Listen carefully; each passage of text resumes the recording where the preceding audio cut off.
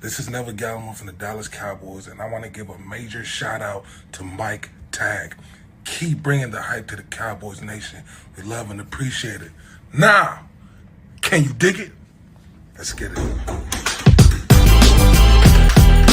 What's up, Cowboys Nation?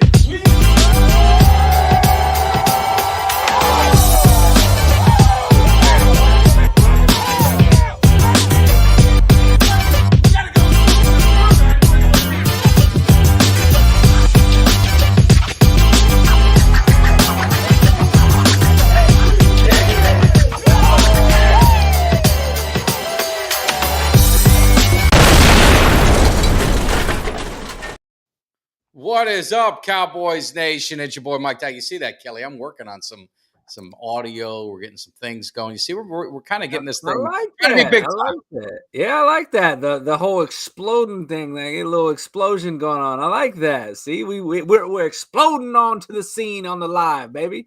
Absolutely. So you were on vacation. So we did a little catch up. So we do have some catching up to do. But what I wanted to touch on, if you guys missed it, we just had a great time. We had a great time last night. We had our fantasy football. The Cowboys Cave first annual fantasy football championship. Now, me personally, I don't know what you think, Kelly. I'm kind of hoping Mark goes undefeated. I'm hoping he maybe brings home the championship because from looking at his roster, it only means great things for the Cowboys. Well, yeah, I mean, first of all, thanks to everybody that came in, tuned in last night, hung out with us while we were up to some fantasy football shenanigans. It was a lot of fun. Had some fun, for all those of you that stuck around through Vince yelling and almost falling out of his chair. Yeah, we got to help that man. But it was a good time. It was a good time. So thanks to everybody who tuned in. But yeah, Mark, I think had himself a historic draft, and I don't know if that necessarily is in a good way that he had a historic draft. But you're right. If Mark goes undefeated and wins fantasy football, that means the Cowboys will have done really good. Now, do you happen to have his team in front of you? I can pull it up now. If you don't, if you don't, I got it right here. Oh, if you got it handy. Now, I know the very first quarterback. We're talking first quarterback. First round. Taken. Yeah, his first round pick in the fantasy football league last night was none other than Dak Prescott. Oh, he's feeling it. He's loving it. I love it. He's loving it. And I listen, I don't knock the man. Hey, if Dak Prescott has a great year, MVP year this year, but Dak Prescott with the first round of the fantasy football draft definitely shocked the panel. But he went with he's got Ezekiel Elliott on his roster, Amari Cooper, Brandon Cooks, Dalton Schultz, Kevontae Turpin, and to round it out, he's got Josh Jacobs, and then he's got Brandon Aubrey, the Cowboys kicker. So he's got every single person on this roster is either a Cowboy or is a former Cowboy, except for Jacobs, the only exception. And his roster also has Tolbert on the bench. He's got Peyton Hendershot on the bench. He's got the Cowboys defense as well. So he went all out, and Mark just lit it up. Well, the good thing about that, he just really has to focus on one game a week. He doesn't have he's not pulling on any heartstrings and trying to flip over to here. And maybe he's got a guy playing the Cowboys and then he's like, oh man, just let him do okay, but the Cowboys win. He's all in on the Cowboys. I mean, he is the ultimate Cowboys fan. I got to give him props. Yeah. I mean, I've heard of drafting with your heart before, and Mark put not only his heart, but his soul in there as well, because he decided to go for the gold. And, man, we'll see if it works out.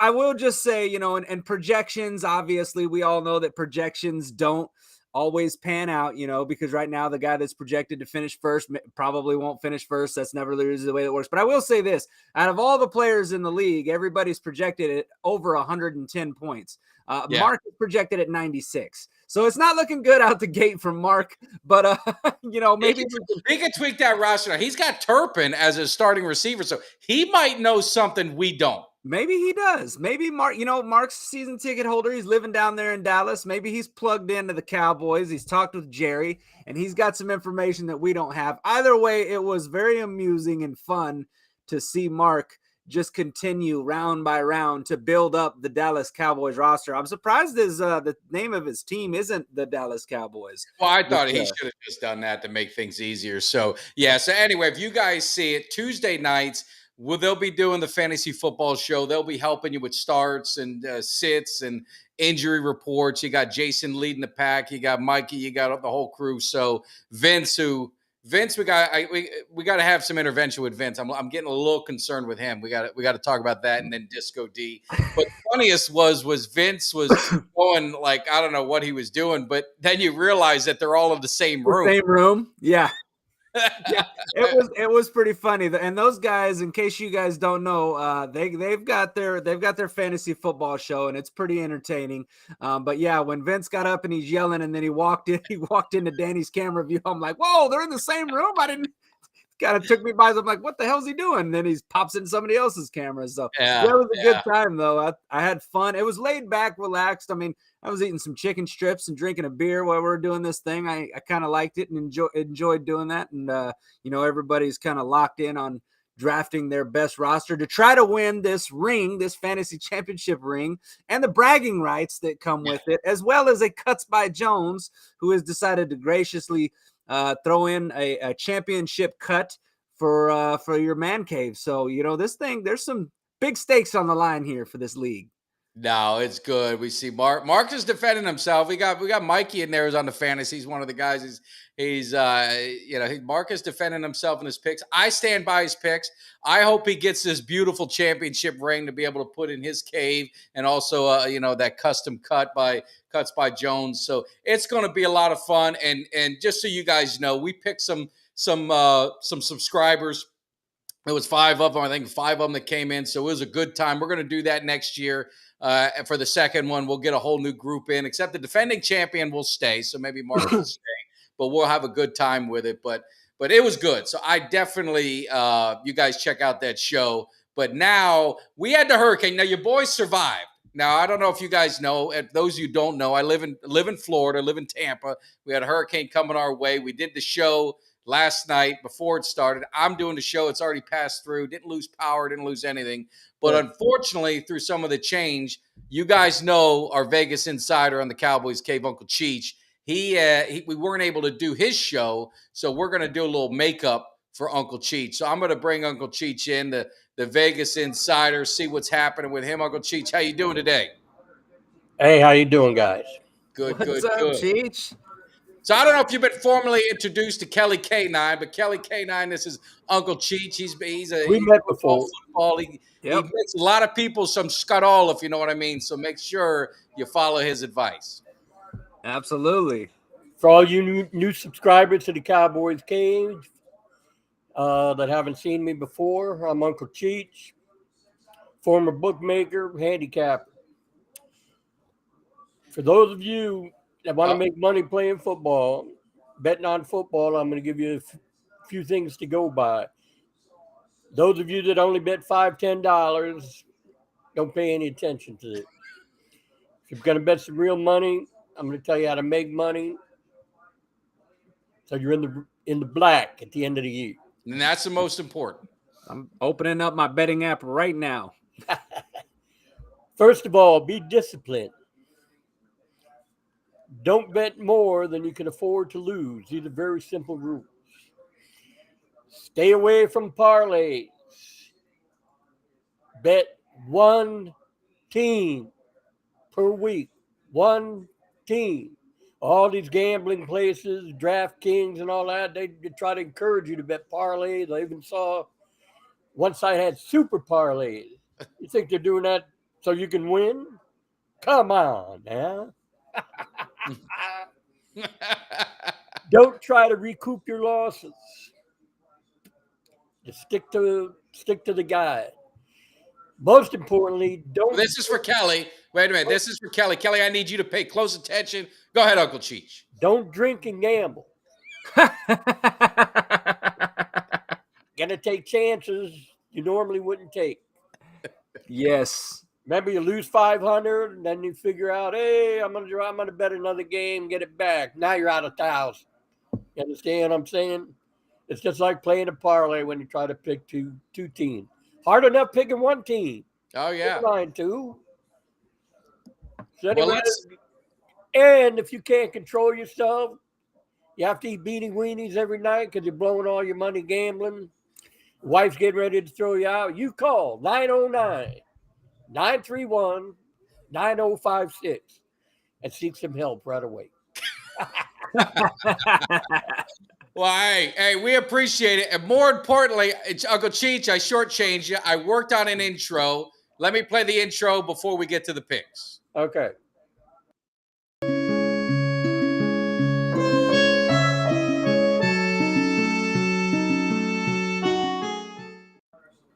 Now we're official. Now we're ready.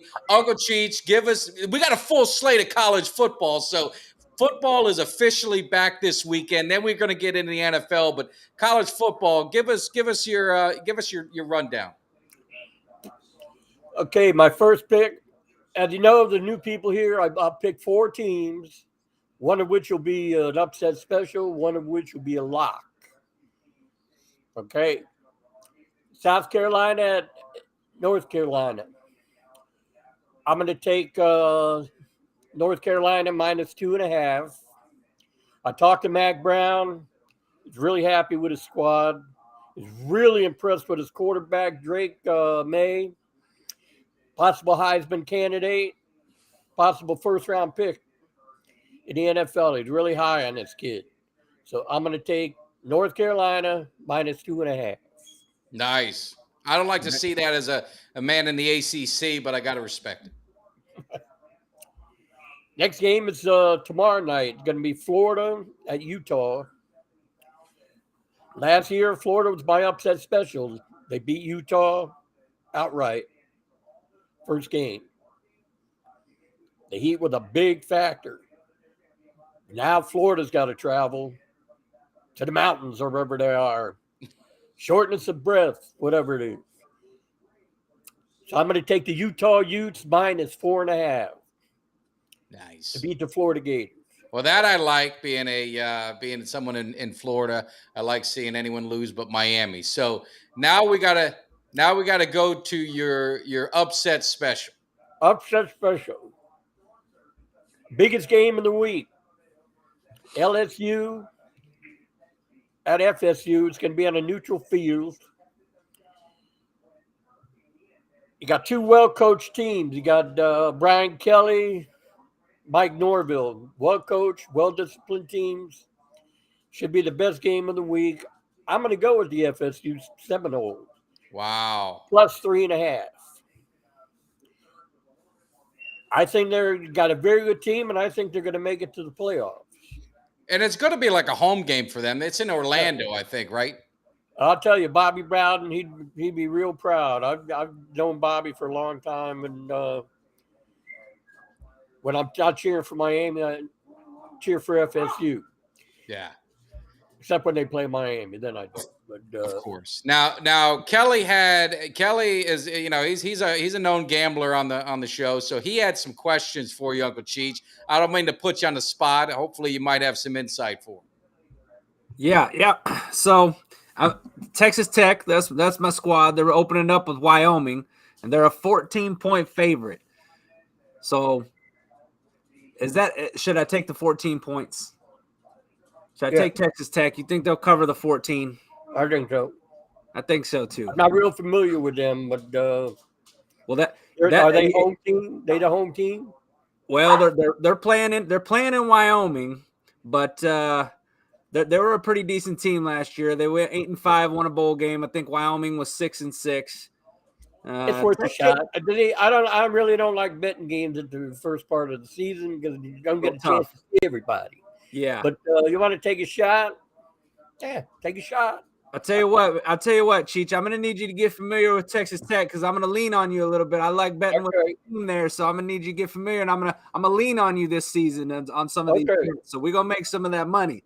I'll keep that in mind. You got to talk to your sources, Cheech. I know you got people within that conference. You find out what's going on. Oh, I find out everything. Now, Kelly, right. I think are you going to Nebraska game?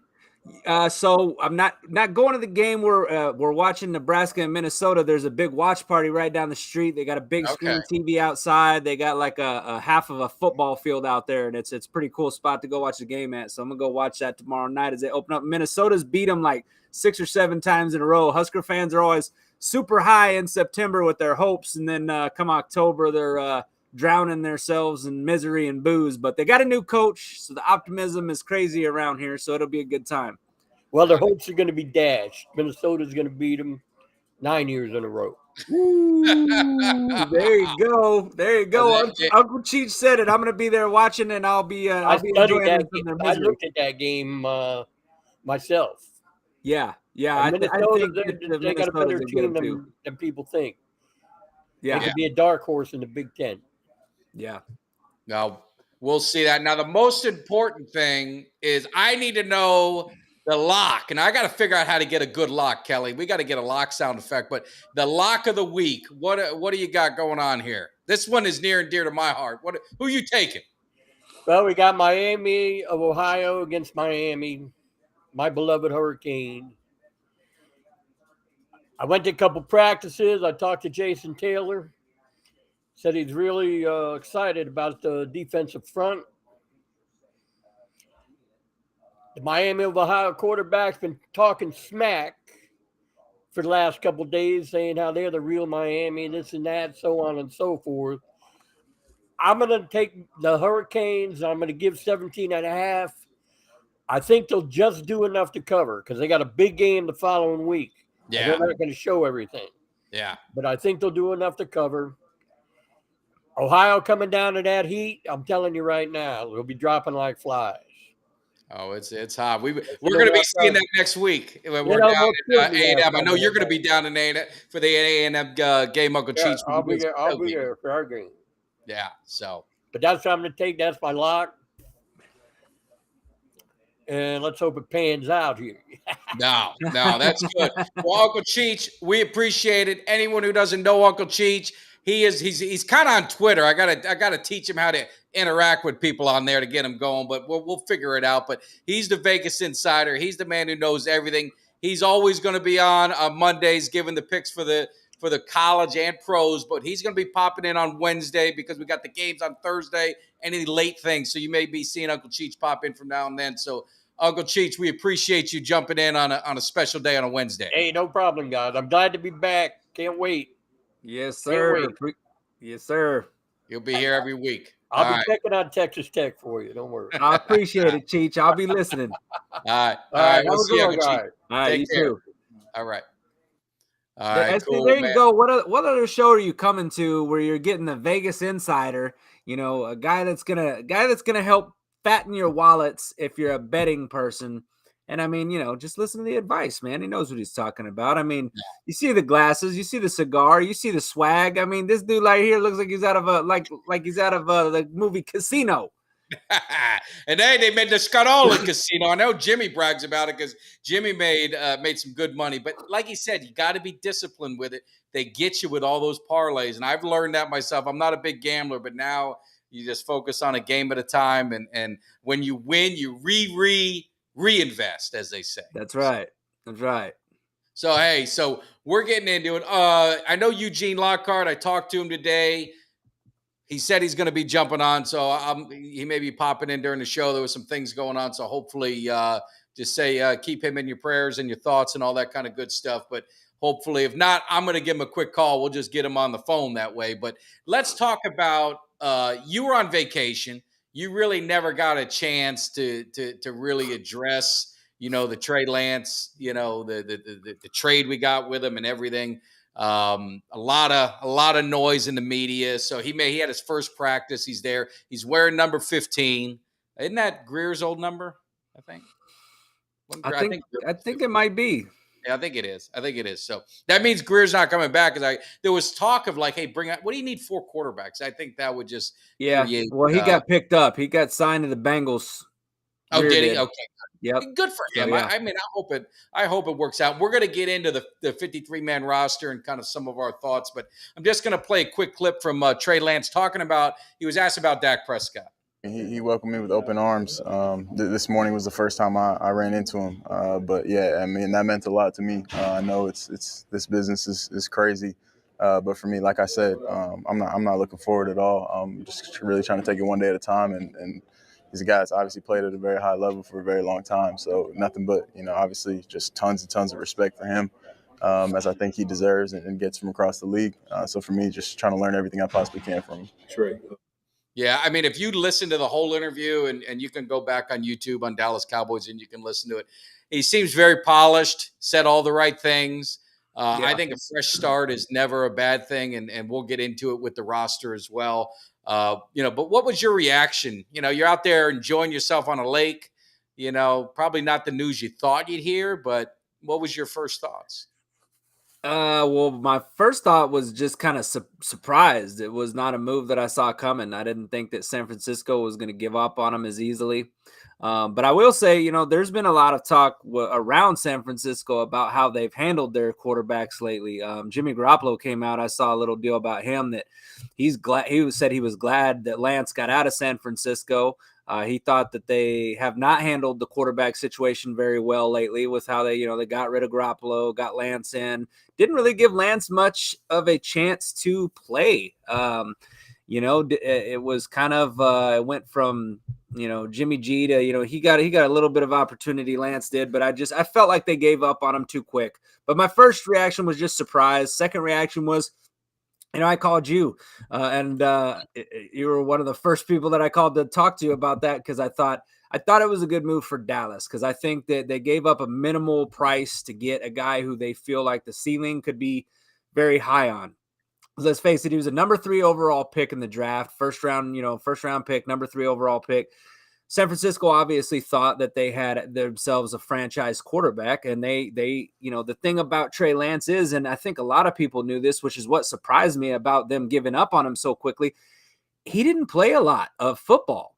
I mean, No. his the amount of snaps that he has had, including going back into high school, is less than most college quarterbacks, almost any college quarterback that's coming out, and to be the number 3 overall pick. And don't forget, San Francisco gave up, I believe it was 3 first-round picks to move up to get him. Yeah, so I mean, they obviously saw something, and you think, they only kept on him for 2 years, and then they decided to give up on that experiment after 2 years. So for me, I think most draft picks, I think it's a 2 to 3 year window, and that's if they're getting opportunities to play. I don't feel he got great opportunities to play, not even in the preseason, really. So I think it's a good move by the Cowboys. They're looking at some potential upside for him if they can develop him into what they think that he can be, and if he turns out living up to his potential, it's a great move. And if nothing else, maybe he turns out to be a competent backup. But the thing is, you do things like this, and that Ultra makes a good point when he says smart organizations do these types of move. When Wentz got paid and the Eagles drafted Hurts, well, yeah, a lot of people laughed at the Eagles when they did that, including myself. I did. Oh, yeah. But the thing is, he's right. Smart teams don't just sit pat, especially when you've got a quarterback like Dak, who there are some question marks around if he's the guy long term, if he's the guy that can get it done. He hasn't played real great in the playoffs. So, we talked about it in the offseason. We're like, hey, let's get somebody in here to maybe push the envelope, to maybe push Dak Prescott, put a little bit of pressure, make that seat a little bit warmer than what it currently is. And I think they did that. And I think that, kudos to the Cowboys for doing that and making that move.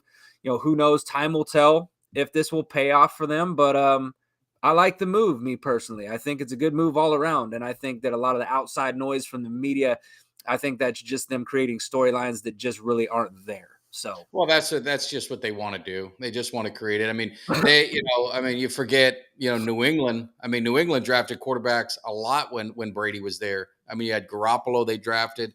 There was another kid I can't remember. that they drafted. Then they traded him, I think, the next year for a first round pick. I can't remember his name, but was it Mallet or one of those guys? But I mean, and then they drafted, Hoyer. They've always drafted quarterbacks. And I think the Cowboys, if you look at it, they really never drafted any quarterbacks. I mean, it's been Cooper Rush for a long time. I mean, they got Will Grier. I mean, they've never really got a guy that they can develop, a young, talented guy that they can develop. Right. And the ceiling with Cooper Rush, as we saw it, I mean, it was an admirable job he did, when Dak got hurt. But like I said it on Sunday's show, is the defense just played on a different level. When Dak went down, it's like the defense they knew they had to carry the team, and they did. And if you look at Cooper Rush's numbers, they weren't eye popping at all. I mean, I think one game they won, he threw for like 100 yards. So Dak's missed some time, and I don't think Trey Lance is not going to be anything this year. I think this year's kind of that red shirt year for him. He's going to learn everything, and then come next year, maybe he battles. I think he's more talented. He should be the backup. And then, it goes from there. And it's like I said, don't take this negatively. Please don't go yelling at me, because I think Dak's going to get us a Super Bowl this season. But if things end kind of rough and things get kind of, how long do you continue doing the same thing if you're getting the same results? Sometimes things got to change. Maybe a coach changes, maybe a quarterback changes. Something's got to change if you're getting the same results. So I think for the Cowboys, at least, when Aikman left, it was a lot of rough years. And at least here, you may have the potential to have a young guy that's waiting in the wings. Yeah, and that's the thing. Okay, so this last year, we have a second round exit. Kellen Moore is gone, right? Because the Cowboys realized, all right, we got to change something. We got to shake something up. We can't go back into the season with status quo. We got to change something. It's 2 postseasons in a row. We've fallen short of expectations. Thought we had a good team. Should have went further, right?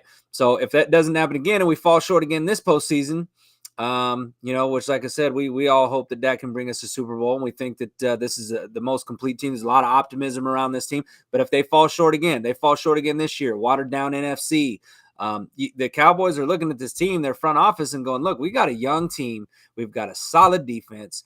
We made improvements on the offense. We made improvements on we gave him, Dak a new offensive coordinator. All right. And if Dak plays like shit in the playoffs, they're going to look at it and be like, that's, 2, you can, even go back and say 3 years to be like, he has not played great in the playoffs, right? If he fails again this year, they're going to be, that's 3 years in a row. So they're going to look at it and say, we've got a young nucleus. How much longer do we want to sit here and waste this if we're getting the exact same result with Dak Prescott under center?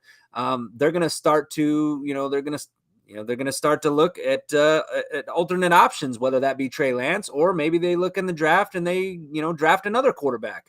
Or maybe they look at trading Dak Prescott. You never know what could happen, but I will say that, the seat's a little warm for Dak Prescott right now. Yeah.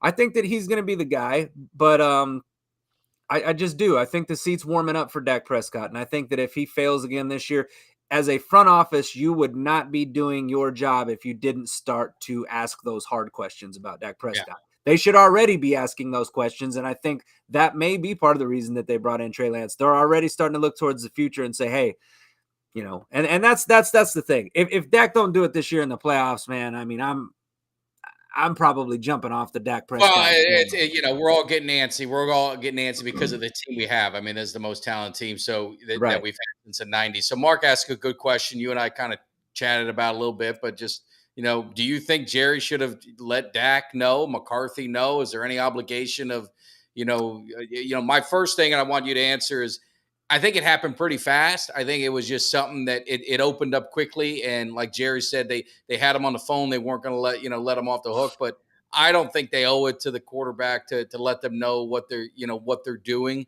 I mean, if it was a long-term plan, maybe, but it was just something that happened. And McCarthy said he knew, they discussed it, I guess, the scouting report on him, but nothing is that they were acquiring him. But I mean, to me, it's not a big deal. What say you? I don't think it is. And here's the thing, like if you're evaluating your quarterback position, right? And Dak Prescott's a guy who you're starting to, needing to ask yourselves the hard questions about Dak Prescott, okay? Do you really want him involved in you bringing in another guy anyway? No, you don't. You're bringing this other guy in. That's like, if I'm looking at you as your boss, I'm looking at your performance. I'm not going to ask you, hey, do you want me to bring in a guy that can do your job for us to develop him to do your job? Because what is your answer going to be? Fuck, no, I don't want that. I don't want, because then your seat starts to get hotter. Then your pressure starts to increase. So I don't think that they should have consulted Dak Prescott, but I don't think Dak Prescott really cares, to be honest No, with you. I don't think so. I don't think he's worried about it. And and the front office is doing their job, and they made a trade. It was a 4th round pick. It's not like they were making a trade to bring in a guy who's going to push Dak Prescott this year. You know what I'm saying? Yeah. If they brought in a guy that could be a starter on another NFL team this year, that'd be a different story. Then maybe that's something you consult at least the head coach about, Mike McCarthy. But I don't think you even have to ask Mike McCarthy about this either, just because this is a thing where you bring him in. You're like, look, 2 years ago, this guy was the number 3rd overall pick. We got him for a 4th round. We want you to develop this kid. That's your job as a head coach. Your quarterback, him and the quarterback's coach. We want you to develop this kid. Maybe this turns into a long-term, our starter, our answer, our future franchise quarterback. And he should be all on board with doing that and developing him, because as the head coach, that's your job, to develop these players and to build the best roster that you can possibly put on the field. And I think that the Cowboys front office did a good job in getting Trey Lance, and we'll see where that goes. Time will tell. Yeah, no, I'm with you. I'm with you. So look, it's the Bills were reportedly wanting him. The Ravens reportedly want him. Those are teams that have quarterback. The Bills offered a 5th round pick for him. You gotta, if you get opportunity to get talent, I mean, you're getting a 1st round talent for a 4th round draft pick. It's a no brainer. I mean, and look at those teams. The Bills got Josh Allen, who everybody says is better than Dak. They say he's a top 10 quarterback. I agree. Josh Allen's a top 10 quarterback. Where you want to put him in front or right behind Dak, I think they're kind of in the same ballpark in my personal opinion. But I think I would rate him above Dak. But you look at it, they're acquiring for Trey Lance. The Ravens, you got Lamar Jackson, also considered like borderline right there in the top 10. They're looking to get a guy like, trade for. So those guys, all those teams that you mentioned right there, and the Vikings were in also. Yeah, Vikings were all those teams right there. They've got franchise starting quarterbacks that they weren't going to bench this year, but they were all looking at it the same way that the Cowboys were. The smart front offices are looking to take advantage of situations like that. It just wasn't the right situation for Lance in San Francisco. He wasn't going to get his fair shakeout. San Francisco knew it. They were trying to move on, and they wanted to get something for him versus just leaving him on the roster to just kind of sit there and waste away in the depth chart. So, good for Dallas for doing it. And like I said, it didn't cost them a lot. It's a 4th round pick. 4th round picks, we see 4th round picks get cut from rosters all the time. It's not really a big deal. It's not a big price tag. They come and go. And speaking of rosters, so we've got the roster cuts done. It's not finalized. I mean, they're doing some slick stuff, right? They got a Goodwin. They kind of cut him, put him on the practice squad. The long snapper, they cut him, put him on the practice squad. They kind of played some games with the numbers to try and hold as many guys as they want until they can kind of get things figured out. But a couple names, just get your first thoughts. We talked a little bit about it yesterday. Kelvin, Joseph, we kind of trade one guy who's been a disappointment for another guy's disappointment with the hopes of maybe a fresh start for both. The other guy was a 1st round draft pick. Kelvin was a 2nd round draft pick.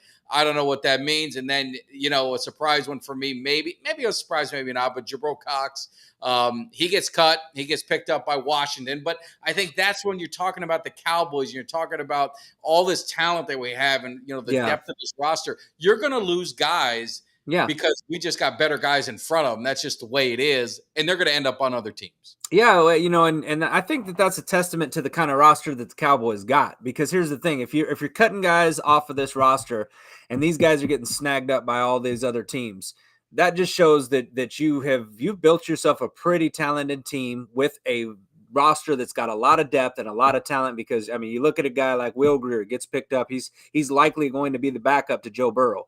That's what they got him for. He's going to be their 2nd string guy from everything I hear. You got Dennis Houston gets picked up by the New York Giants. You got Jabril Cox gets picked up by the Commanders. You got Lamb, the guy that we all Isaiah Landa that we wanted to. Yeah, a lot of people thought he was going to be on there. He got picked up by the Colts. So, you've got a lot of these guys that the Cowboys let go that we thought may clear waivers, and none of the guys that they let go did. So, It's just, I think it's a testament to the talent that the Cowboys have been able to cultivate. And, they've got some good guys out there. But now it's our turn. It's the Cowboys' turn to kind of, mold this thing over and see some of these guys that are out there and who they're gonna decide to add if they want to make any additions and grab anybody for depth on the O-line. And, it'll be interesting to see what they do there. I think that the whole Kelvin Joseph thing, that's kind of a wash.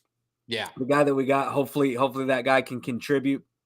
I don't know too much about him, but he seems like he's a very similar player to Kelvin Joseph, kind of a special teams guy, depth guy. So, but yeah, I mean, the Cowboys definitely let go of some guys that other teams obviously saw some talent in. So that's the game we play. No, it is. So looking at the offense, so looking at some of the roster moves, that's what we're going to look at. I'm going to bring in the board here so we can kind of take a peek at it. So hopefully I got it all right. I had to type all this stuff out. So if I messed up, don't give me a hard time, people. Just help me correct it. Anyway, so you got the quarterbacks were set. Running back, there was talk, right? We had talk, and I thought Hunter, Lupke, he kind of, I put a tweet out there. I think he secured his job in that last preseason game where you saw what he can do. Some people questioned it. Some people agreed. I mean, but it was one thing where if they were going to do it, they were going to have to make a sacrifice somewhere. It looks like they made the sacrifice at tight end. You see the receivers. You said Simi was not going to make it. He didn't make it. I think there's something out there. He might have got picked up by Pittsburgh. Maybe he had a yellow and or gold and black something on Twitter talking about going up to PA. So maybe there's something there. So looking at the cuts, any surprises, anything you get concerned about when you're seeing where we're at with the offense, and also in the chat, chime in as well. Yeah, I mean, not really. I think that. I do think that there's some guys that they wanted to look back. I don't know if Farniok on the offensive line, if he's going to clear waivers, but I think he's a guy that the Cowboys will bring back if he doesn't. Now, I think he was one that he said he's not coming back. Is he not coming back? I think he was one that said he was not coming. He didn't want to come back, I think. Okay. Well, yeah. So if that's the case, I mean, that's kind of a bummer. I liked him as far as a depth piece, but the offensive line is still one that's for me is leaves a little lacking, because I don't know. I just feel like the starting five I'm pretty confident with, but obviously we already know about Tyron Smith. So, who you got behind him? Is it going to be Willetsko that comes in, fills in for him? I don't know. The offensive line gives me a little concern still. It's given me concern all year, but I actually like our running back room. Because I do like that this combination here with Pollard, Dowdle, Vaughn, and I like Lupke. He was a guy that I liked, even before the draft. He was a guy that I kind of had looked at and thought about, keeping him onto the roster just because, but adding him to the roster just because I liked what he had. I remember a lot of people asked me, but I said, look, he's a guy that can block. He's a guy that can catch passes. He can run the ball. He can do everything, a jack of all trades, and he can be a guy that can add an extra piece, an extra dynamic to this offense. So, I mean, the offense, I like it. I think this is going to be a really good offense. It's dynamic, and there's a lot of things that they can do that Mike McCarthy and Schottenheimer can do to get creative with this offense. And when you come to terms of pass blocking, I know people have talked about that a lot, pass blocking. I feel like we've got some tight ends that can pass block pretty well. You can load that up. You can put a couple tight ends out there. You can have Lupke out there. Dowdle. We'll see how he does in that pass blocking situation. But I think in the preseason he didn't do too bad. So I like everything that we've got here. I might like to add a key, couple piece or two on that offensive line for depth. But other than that, I think we're looking pretty good, man. This team's looking pretty solid. There's not. It's hard to point out any holes, honestly. No, and I was kind of glancing. That's why I'm glancing at the players that we signed in the practice squad. So, I mean, really right now, unless something's changed, they got one offensive lineman on there, Earl Bostic. They got him, they got him back. Malik Davis, they did bring back. Princeton fan, I don't know. I'll be straight. I don't know who he is. He's a tight end. They got Cropper. They brought him back, wide receiver. Tyron Johnson, they got him back on the practice squad. So, they got tackle. They got a tackle, Alex Taylor something. I don't know who he is. I'll be honest on that one as well. So, and I think a center, Brock Hoffman. So they got 3 offensive linemen on the practice squad right now that they kept. They got a couple receivers and a running back. So we thought about the whole Malik Davis and Rico and Vaughn and it just kind of maybe just says that maybe the owner, maybe these coaches know a little bit more than some of the fans because, I mean, Malik Davis didn't get picked up by anyone, so he's back on the practice squad. Right, So right. maybe there's still some work he needs to do and prove himself to Yeah. be able to get on a roster. Yeah, and and for I saw in the the comments about Lupke over Land, keeping Lupke over Land. Look, Lupke would definitely not have cleared waivers. I can guarantee you that he was he's a guy, and the thing about it, the reason Land got obviously they would have liked to keep him on this roster, but the thing with him was we are so deep on that defensive line and pass rushers. I mean, I don't think he You're would going have to lose a good one. If you're going to keep him, you got to get rid of one. I mean, that's kind of right. It's you're picking one or the other, and I think Lupke honestly will have more contributions to this offense than Land would have had on defense. I don't think he would have seen the field honestly. We're way too deep. That's a position of depth, a position of strength.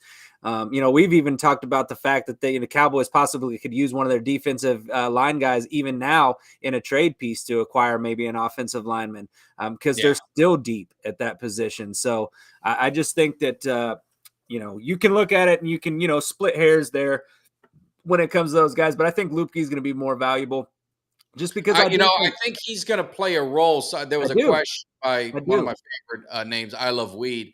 How many touches is he going to get? I think I don't know what you think. I think he's going to be one of those guys that when you need to grind it out, he's going to get his touches there. 3rd and short, he's going to get his touches there. Goal line, he can get his touches there.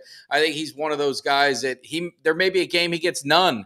There may be a game he gets 5. There may be a game he gets 10. I don't think he's going to be a integral part, but he's going to be one of those guys that Eugene Lockhart what's he say? Give me somebody that's hungry. Give me somebody that's hungry. I need somebody. He's going to be one of those guys. He's going to be a hungry player that just brings his lunch pail to work, and he's going to do the dirty work for to help out. Yeah, and I mean, you look at I've heard, and I look at him and make the comparison, and I've heard the words thrown around of poor man's Kyle Juszczyk. I mean, you look at him, Kyle Juszczyk and the 49ers off. I mean, he doesn't get a ton of attention, but you still hear his name called sporadically on that because he will make some plays. And that's the thing is that he's one of those guys that's probably not going to get accounted for a lot. You can sneak him out onto the field. They're not going to really expect much from him, but I think Lupke can make some big plays. He's shown that he's got some athletic ability and not just in running the ball or, in a pass block situation. I'm talking about catching the ball too. He can catch the ball. He's got great hands, and then he's got the ability to make plays after the catch. So I like him. I think that, if you're looking at this offense from a, standpoint of what can this offense really be, they can do some really creative things with it in terms of running some different packages and keeping, couple backs, in the backfield, maybe running some, 3 tight end sets, 2 tight ends with a fullback. I mean, they can run some things that I think are going to be interesting and different looks than what we've seen in the past and shake things up, for opposing defenses. So I like it. I think that McCarthy and I think Schottenheimer are rubbing their hands together, and they're thinking, they're going to have fun with this offense this year. Yeah. Now looking at the defense, I think, a lot of this, I don't think there was big surprises. You kind of saw, I think the defensive line is about as good as it's been in a very long time. Very deep, happy that Gallimore made it. It's very important to the show, very important to the intro. So we got Gallimore for a little while, but we got some beef in there on the interior. The edge pass rushers, we're pretty damn strong there too, pretty deep. Linebacker, some say, hey, we're a little thin there, but like they're talking about, you're going to see Izzy or Jaron Kearse. You could see Izzy. It could be Bell. I know they've talked about putting a linebacker being hybrids. The way that Quinn's running this defense, I don't think you're going to need to be deep at linebacker because you've got guys at safety that can play multiple roles. So I love this defense, man. I just think this is a defensive-minded team. I think they've shifted. I think this is where it's going. And this is going to be a tough crew to beat. on defense for sure. Yeah, the defense is as best as I've seen. I cannot honestly think, unless we're talking back to Super Bowl years, that I can think of a better defense than what we're going to put on the field this year. And that's not being overly optimistic, man. That's just looking at the pure talent that we have on every level of this defense. Defensive line, linebackers, your DBs, your safeties. Like it's a deep roster. And the thing that really excites me about it is the fact that even if you have a guy go down, even if you have an injury, you've got guys that are going to be able to step in there and fill those positions and play those positions. Like I would think that the one guy that I feel like that, would really, really hurt, just because I feel like he's the heart of the defense, would obviously be Parsons. But outside of Micah Parsons, I feel like that, you'd be still set up for success, even if you had to withstand a couple games without, if you lost a guy like Diggs, you could go a couple games without him and not be in too much trouble, because we do have a lot of depth on those cornerback positions. The depth at cornerback is that's always been a weak spot. Diggs, a little more bland. You got Jay Lou back, and Jay Lou's a solid slot, corner. He's solid. He's solid, and you could move Bland outside and play Bland outside, because he showed he could play the outside last year. So yeah, you're deep at that position now. What was a position of weakness last year has become a position of strength this year. The safety room, that's another room, that's deep, and it's got a lot of depth there. It's just everywhere you look, there's talent, there's depth, and there's explosive players, and it's this the best defense that I've seen since the Super Bowl era of the Cowboys, and that should excite Cowboys Nation, because look, if you can field I think last year our defense ended up as the number 8 overall defense. I think this year they should push for a top 3, possibly the number 1 overall defense in the league. If you can get a number 1 overall defense, there is not any reason in my mind that you should not be playing in the Super Bowl in Las Vegas. No, absolutely none. No, dude. And Ultra, talking about overshown. That is, loved him. I didn't know a lot about him. And if you watch the show, there was early on, I leaned on the Texas guys to help me out, or even Kelly being Texas Tech. He's seen him play. He looked special. And I watched on YouTube, you can find it. They did like a video on him, his hometown, talked about. Just seems like a special young man. You really hate to see those kind of injuries happen. You're praying he battles back, and he'll be back next year, even better. So that one definitely hurt. But Iggy, I know we talked about it. I'm just going to call him Iggy, because I'm not even going to attempt to try and pronounce his last name. Yeah, he did stink in Miami. He was a first-round pick. Yeah. Wasn't very good. Calvin Joseph wasn't very good. I don't know what this gets us. I guess we're no worse off than we are, but maybe there's more upside, maybe a fresh start. You could say that with Kelvin as well, just the same as we talked about with Lance, is, maybe a fresh start. Maybe there's something maybe Quinn can get something out of him. If you're a first round pick and you're a second round pick, you got talent. You've got some God-given talent. Maybe the coaches can get it out of you. It's one of those things. So if not, what is he going to be? Our 5th, 6th, 7th corner? Really? Yeah, he's going to be a special teams guy more than anything, and he can earn his medal there on special teams. And like you said, you never know. This is why the Cowboys gave up a 4th round pick to get Trey Lance, because they look at the talent that everybody thought they saw this talent evaluators, draft scouts, they saw the talent there. Sometimes it just takes the right staff to be able to develop that talent and to bring the most out in those players. And you see it all the time. Players that get traded to different positions or not different positions, different teams, and go to revitalize their career and end up having a good productive career. So that's what the Cowboys look at. They look at getting this guy in Dan Quinn's system, say, hey, maybe he's a better fit than Kelvin Joseph. Maybe a change of scenery is what he needs. Different coaches to help push the right buttons to get him in the right spot. So, but yeah, like you said, if nothing else, he's a depth piece. He's a special teams player. So it's nothing to lose there. But you knew what you were getting with Kelvin Joseph, because we've already seen that kind of play out. And it was time for the Cowboys to kind of move on from that. And, who knows, man, maybe moving down to South Beach, Kelvin Joseph can revitalize his rap career, Maybe there's something there. And going for him. I know Doug knows, I've talked about it a lot. Mikey's my son he was all in on Joseph. He was so excited when we drafted him. He even made the ultimate mistake. And I wish I would have been involved. I told the story is Christmas time. His grandmother said, "What do you want for Christmas last year?" And he wanted a Kelvin Joseph jersey, and she went out and she got him a Kelvin Joseph jersey. Big mistake, but didn't listen. Yeah, I always try and tell family, if you're buying my kids anything Cowboys, first you got to talk to me. Don't listen. You talk to me, and I'll lead you in the right direction. But yeah. So now he has a Kelvin Joseph jersey. Maybe he can.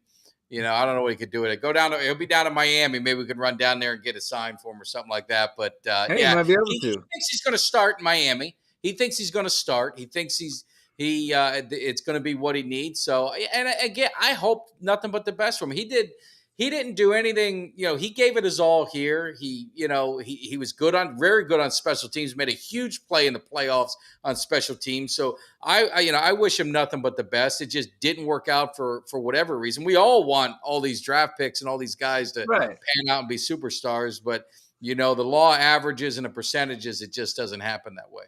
Yeah, no, it doesn't, and you don't. That doesn't mean that you have to, once they're gone, you have to wish ill will on them.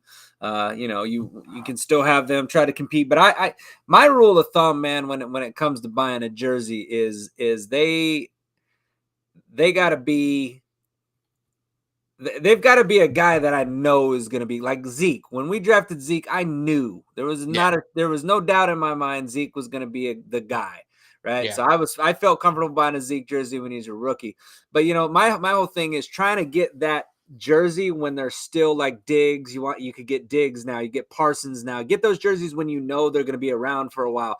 My whole thing used to be that I'd get a jersey when a guy was coming up on his, DeMarco Murray right before he got freak. And then next thing you know, he's a Philadelphia Eagle. And I'm like, God, kicking myself in the ass. I only wore that jersey for like 1 year. So you want to get those guys to be good rookies, productive rookie, and get that secondary contract so you can get the most out of that jersey.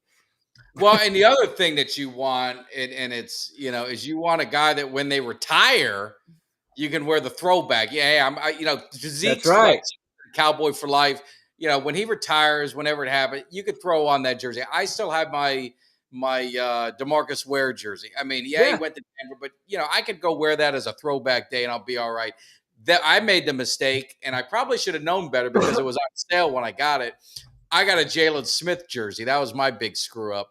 And, because you always want to I'm a big fan of finding something different. Like I had a Darren Woodson jersey long before anyone wanted Darren. He was just he was a safety, but he wasn't, loved and like he was later on in his career. He was just a piece of the puzzle on the Super Bowl teams. And so I had a Darren Woodson jersey. Then I got an Antonio Bryant jersey.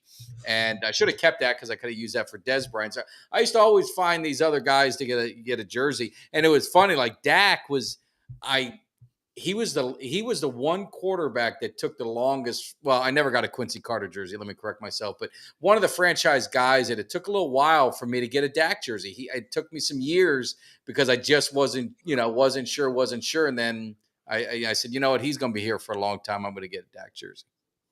Yeah. Well, you just sometimes you got to be sold on a player. They got to sell you. I'm very glad I didn't get the Amari Cooper jersey because I almost did. I came really, really close to getting that Amari Cooper jersey. Literally, like the year before he got traded. Going into that year, I was like, I was going to get me a Cooper jersey and backed out of it and decided not to. And that was a good decision, but I'm glad I didn't do that because it'd been a waste of money. I buy a jersey going into every season. I'll buy a new jersey. And I always got to pick out. I'm like, all right, which jersey am I getting this year? And it's funny. My jerseys lately have been heavy on the defense. I've got Parsons. I got a Van Der Esch jersey, a couple years ago. I've got the Parsons jersey. I'm getting the Trayvon. I'm getting the Diggs jersey now. Yeah. So I'm heavy on the defense. I want to get some offensive guys. I do have I'm Dak telling jersey, you, but I think because I usually do the same. I get a jersey, and I've got Parsons, I've got Diggs, I got Tank, I've got CD, I got Dak, and then yeah, I I got got a CD. couple versions. Right, you got the silver Parsons, I got a white Parsons. I don't have the blue one, but I'm hoping I'm going to wait until the numbers finalize. But I might break out a Deuce Vaughn jersey this year. Hey, there you go, Deuce You know? Vaughn, level 42.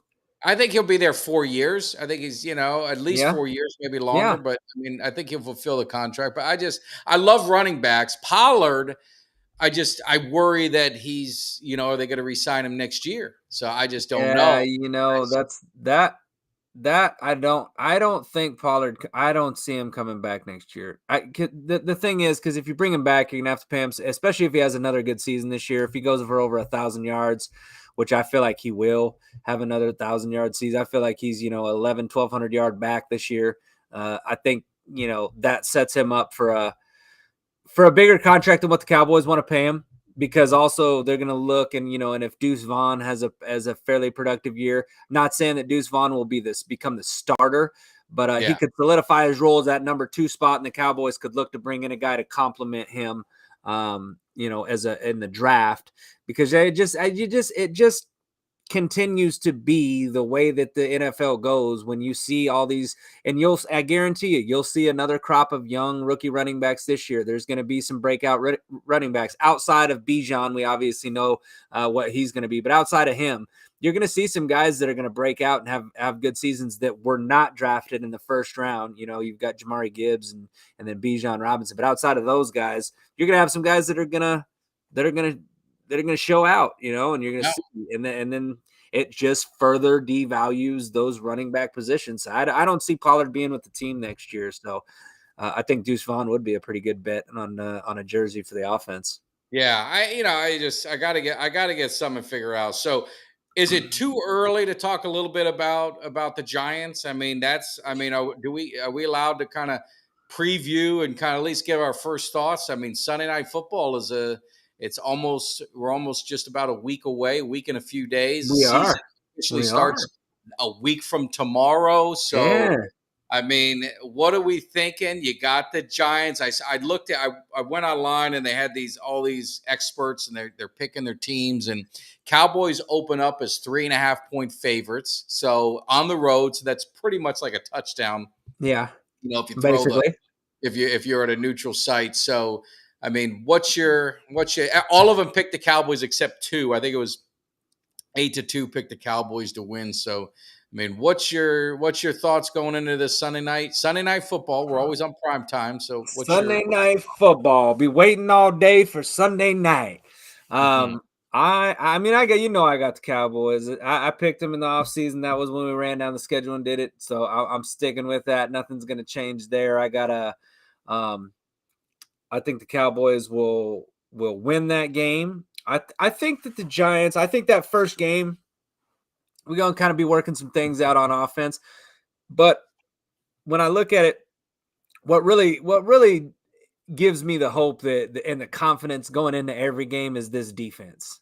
And that's what I'm going to every game that Cowboys play, I just feel like that they're going to go in there and their defense is going to be more physical. They're going to be the bullies in a lot of games. And I think that's going to happen with the New York Giants. So I think even if the offense starts slow, I think that the defense will keep the Giants from scoring. And I think it's going to be a game that the Cowboys win. And I would definitely bet the spread if they're a 3-point favorite. I know Cheech isn't allowed to pick Cowboys games anymore. Not allowed. We can't have any of that kind of stuff. But I'm thinking the Cowboys win that game. Yeah. Well, what do you think with Casey? I mean, it's a good point. Nervous about the offense hadn't played together, so we've seen this before where it's been a little bit, not the best starts. A little. Well, we seen it last year in Tampa Bay. It was terrible. Yeah, you seen it last year in Tampa Bay. The defense, the offense looked, stagnant, and you thought to yourself, that's when we started saying, man, should the Cowboys have played Dak Prescott in the, should they have played him in the preseason? Well, he didn't get it. He didn't get a snap in the preseason this year too. So, but my thought with that is that what's going to be different this year than last year is this defense is got another year together under their belt. Added some guys in there, and I just think this defense is going to be absolutely dominant. And I think that even if the Cowboys do start slow, I think the Cowboys defense is going to keep the Giants off of the scoreboard. And I see this game. If I had to pick it, I'm saying this game somewhere in the 27-10 range. I think the Cowboys are going to put an ass whooping on the Giants, and continue their dominance. Dak Prescott will move to 11-0 in his last 11 starts versus the New York Giants. After starting 0-2 in his career, he has not lost a game the last 10 starts versus New York Giants, and I do not see that changing on Sunday Night Football. Yeah. No, So- I'm with you. Just real quick again, I've been texting Eugene, and he's not feeling well, not doing well. So I just he wasn't able to come onto the show tonight, but just keep him in your thoughts, keep him in your prayers, and hopefully he'll be feeling better soon. So again, to you guys, we love having Eugene on. He's got so much energy, so much passion, and especially now. So hopefully we'll get him on again soon, but definitely keep him in your thoughts and prayers for sure. So but talking about the Giants, I think the Cowboys, I think Ultra said, I'm not a big fan of the Giants. I don't think they're any good. I think we should roll against them. We beat them with Cooper Rush on their field on Monday night. I don't even think it's going to be close. What worries me is, always that slow start, new offense, but I don't think they're tweaking, a lot, and they get a lot of practice, a lot of work in. So I think the Dallas Cowboys roll, man. I think they roll. Yeah, I agree, and I've said it. We've talked about it. You talk about how you said that you don't think the Giants are gonna be very good this year. I don't either, man. I think they're gonna be. I think they'll be a mediocre team. I think last year, I think they really did. But I understand the optimism around New York amongst their fans and stuff. I do think that they improved their offense. They did get some more weapons around Daniel Jones, but it's still Daniel Jones. So I don't know, why do people like Jason, who's on the fantasy football show. I mean, he was really talking high of him. I don't get it. Am I missing something? And maybe am I a homer? Tell me I'm a homer if I'm wrong, but I just don't see it with Daniel Jones. He just looks scared when he plays. He does. He doesn't look confident. Well, since his rookie season, I've been hearing the same shit. This is the year he makes the jump. This is the year he makes the jump. This is the year. I mean, you can only hear that so much before you just call a bum a bum. I mean, I criticized the pick the day the Giants drafted him. The day they drafted him, I mean, I was like, look, this kid threw, he never threw a lot of touchdowns in college. He threw a lot of interceptions in college. They just looked at, they're like, oh, but this kid's got arm strength and his mobility and blah, blah, and potential and upside and this and that. And I'm like, he's a bum. He wasn't great in college. The Giants reached big time for him when they drafted him at the spot that they drafted him at. And he's never been, I mean, I think the most touchdowns, he had 15 touchdowns last year. So he didn't even average one touchdown per game. So you're telling me that's the guy that's the QB that I'm supposed to be scared of. The Giants had an easy schedule. Their defense played pretty good. Their coach called plays. He called his ass off, man. Their coach really did that well. But I mean, that's not happening again this year. It's not. Yeah. And even with all that said, I mean, the Cowboys still swept them last year. And so the Giants defense, they got some more guys on the offense to make their offense a little bit better, but their defense is still very suspect. And the Cowboys will, like Ultra said it earlier, will exploit their DBs. I agree. I think that Dak has a pretty easy time moving the ball up and down the field. I just don't see us. The reason I said, 27, a 27-10 game, I just think that I don't think the Cowboys are starting right off the bat with 30 points. Maybe I'm wrong and they surprise me, but I still, 27-10 would still be a pretty good ass whooping. That's a 17-point win on the road. And Casey, Jalen Hyatt, playing, I guess she was his recruit hostess in college when he committed to Tennessee. My son was high on him. He liked him a lot coming out. It looked like he had kind of a rough early go, but then he had he made a nice catch. It looked like he started picking it up. I mean, he's a guy, but I just maybe aside from him, if you want to give him some props, but he's a rookie, so there's going to be growing pains with them. They just don't have anything that scares me. I mean, anything that poses any threat. I mean, Barkley is pretty much their offense when it comes to any kind of home run threat, and he's never really done much against us in his career. Yeah, no, and I think he's their guy. He's their big playmaker. Outside of him, though, I mean, there's really nobody on that roster that scares me. Yeah. There's not anybody that.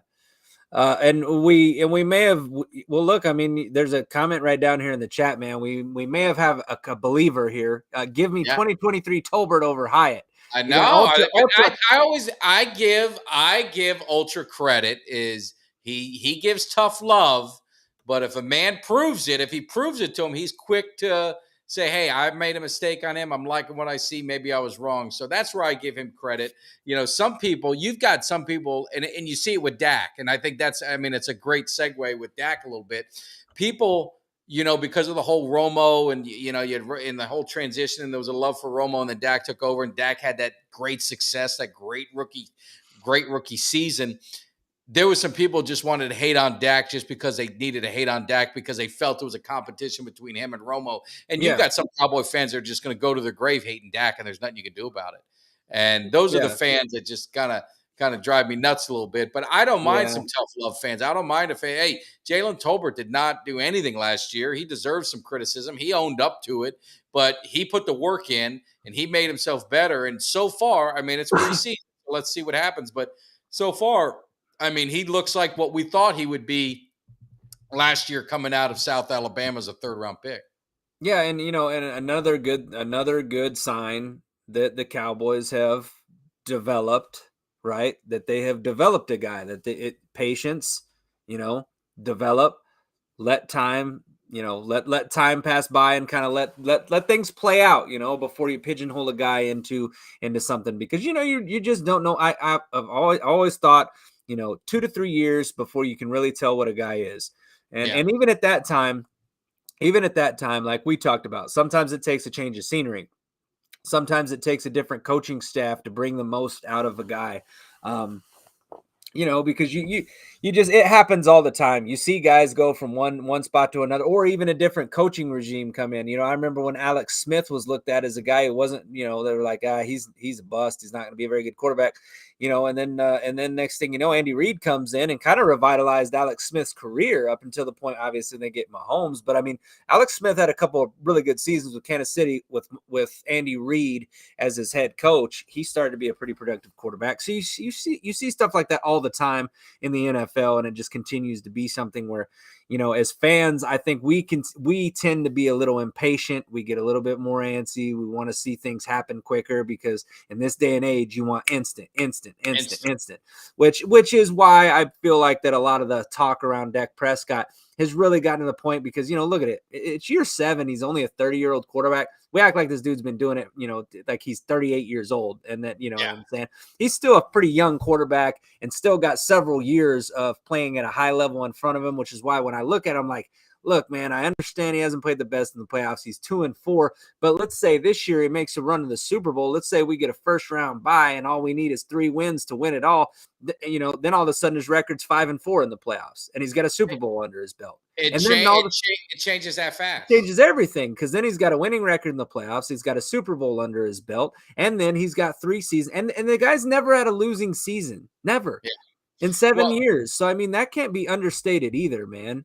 I've said this, and you're talking to a guy who's, some people, I might be one of those fans that the enemies always talk about as I live in the past and and I'm an old school player, and old school guys can never. Dak Prescott, he wins a Super Bowl. I think they go on a run. I think he gets 2. He gets 2 Super Bowls. He's going to go down as the greatest Dallas Cowboy quarterback in history. That's what I'd say. You look at his numbers. His numbers are there.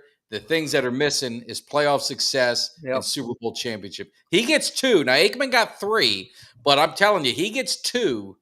I think he goes down as the best. He could go down as the best quarterback in Cowboys history.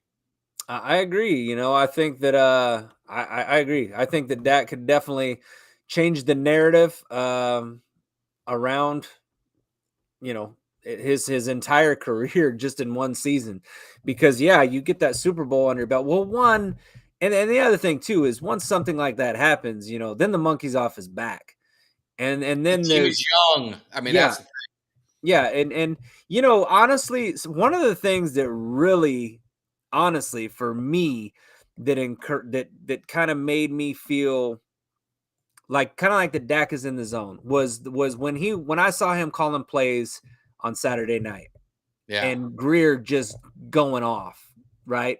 It's like every play that Dak called was the right play.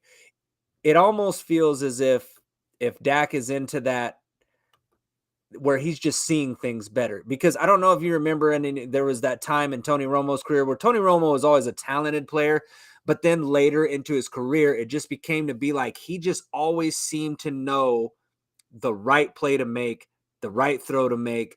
You know what I mean? And Yeah. you're always gonna have interceptions. Nobody's gonna ever finish a season out with no interceptions, but he just always seemed to make the right play to put the Cowboys in the best position to win a ball game. And I feel like the Dak Prescott I feel like this could be that year where everything just kind of clicks for him, right?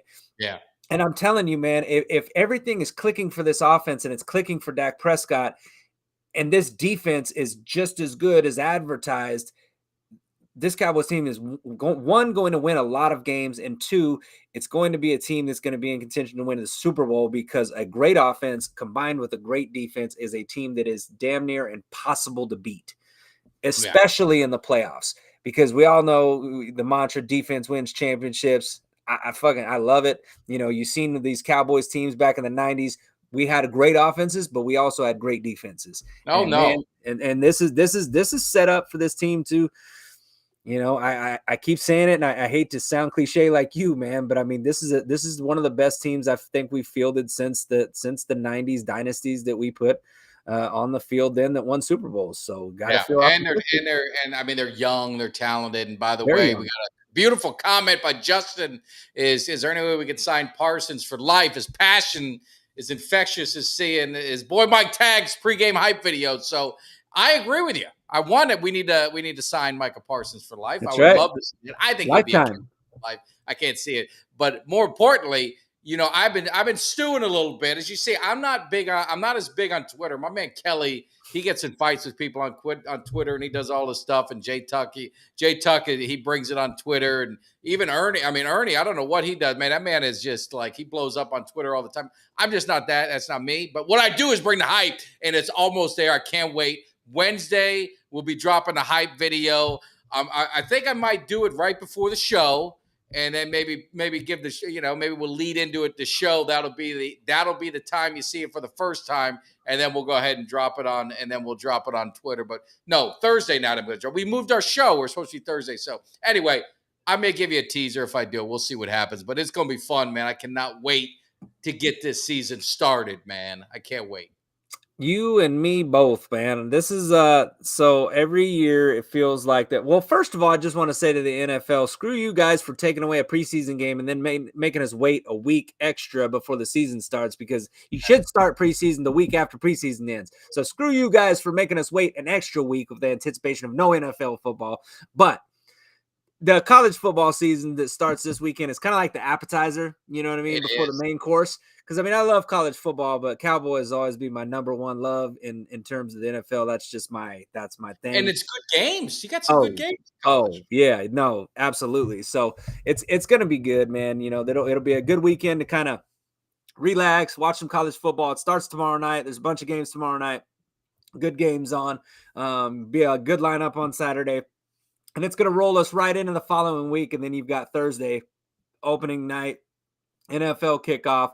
We'll be back on Wednesday night, to give you guys a little hype even before the Thursday night thing goes. So you guys can just roll on with us, man. We'll have Wednesday night going. Then you've got Thursday night football. I mean, this whole week is set up for Cowboys Nation and football fans to just enjoy that football is here, and you're just going to be soaking in the football. It's gonna be great, and I mean it's good. So I'm glad you reminded everyone.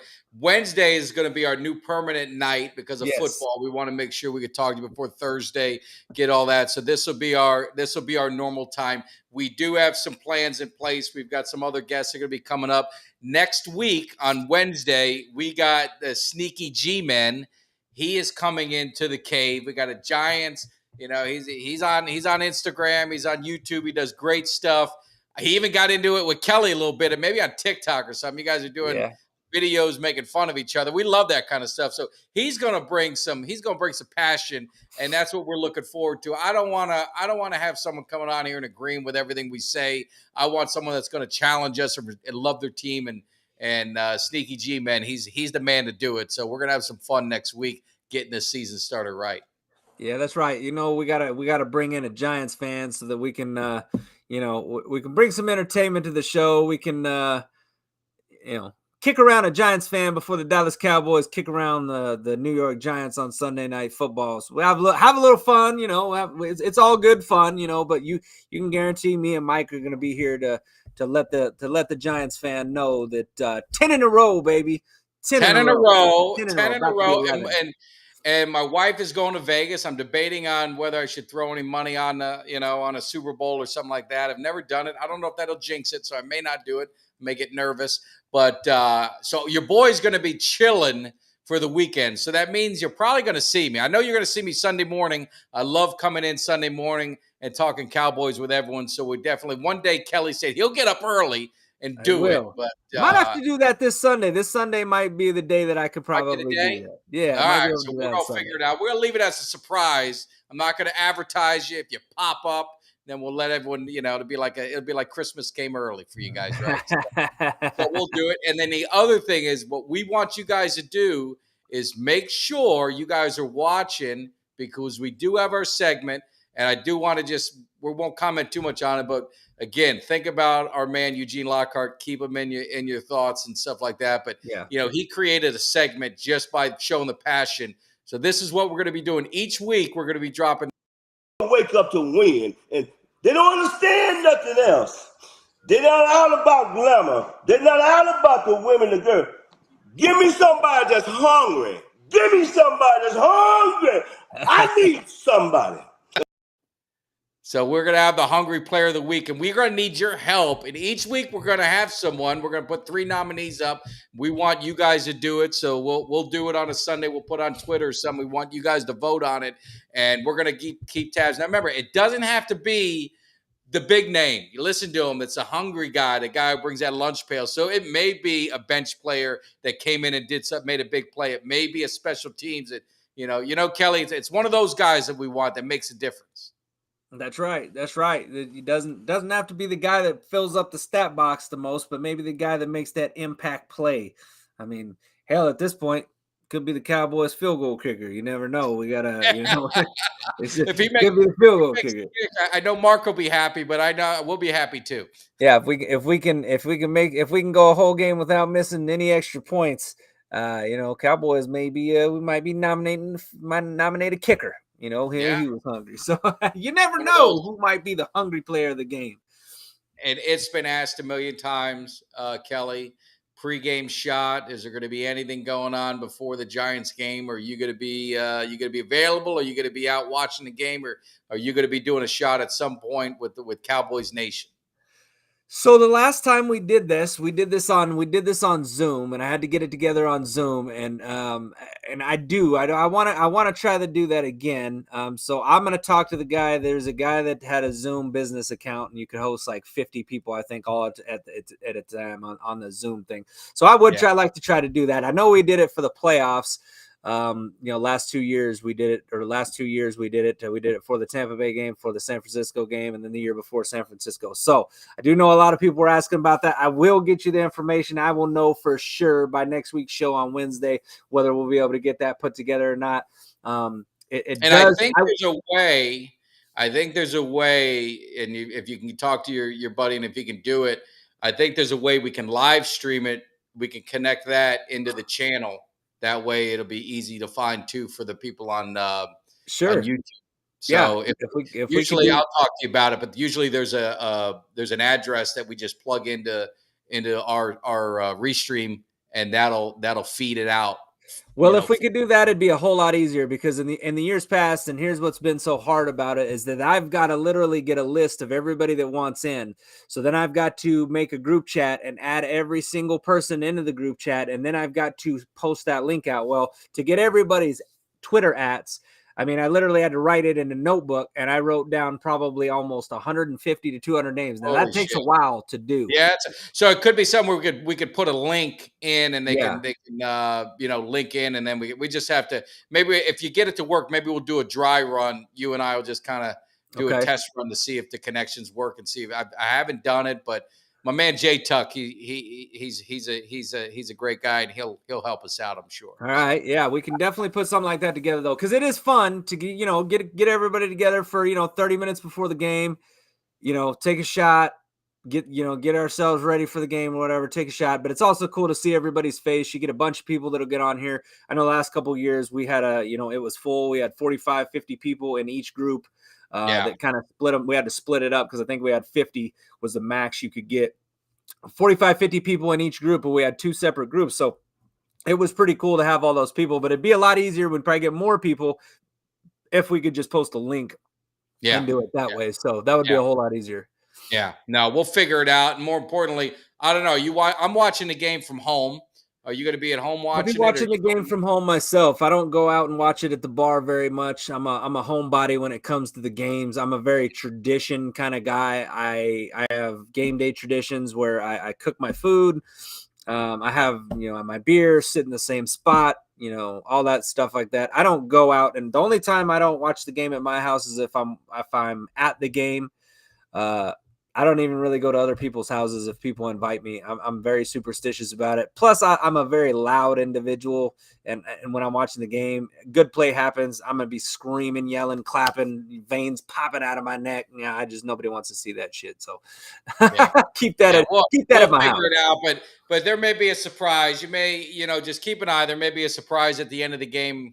Especially when things go well. So you guys just, keep tabs.